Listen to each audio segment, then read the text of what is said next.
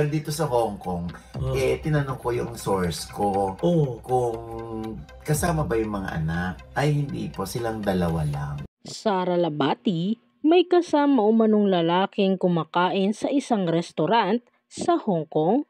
Ayon sa source ni OG Diaz, nakatanggap umano si OG Diaz ng mga larawan ni Sara Labati na kuha umano ng isang kababayan natin sa Hong Kong. Sa mga larawan, makikita si Sara na may kasama umanong isang lalaki sa isang restaurant doon. Anya ni OG, may nagpasa lang sa akin ng mga litrato ng sighting dahil meron tayong kababayan doon na sobrang avid viewer nitong showbiz update natin Tapos pinasa niya. Nakasabay daw niya sa restaurant sa Hong Kong si Sara Labati.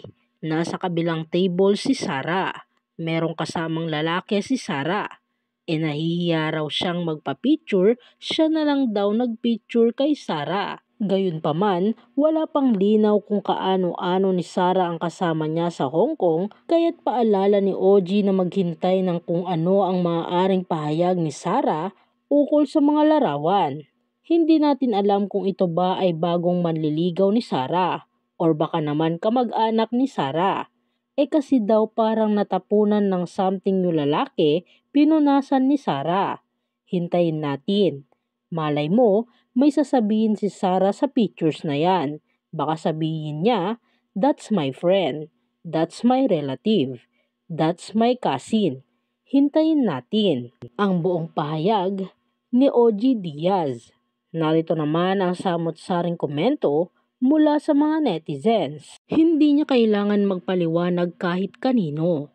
Hiwalay naman na sila.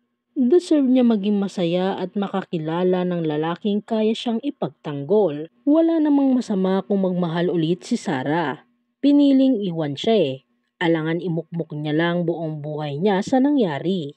Sabi niya, para makalaya ka sa sakit at masalamuot na pinagdaanan mo, hanapin mo yung makakapagpasaya at magbibigay ng katahimikan ng puso at isip mo. We all deserve something that we think is good for us.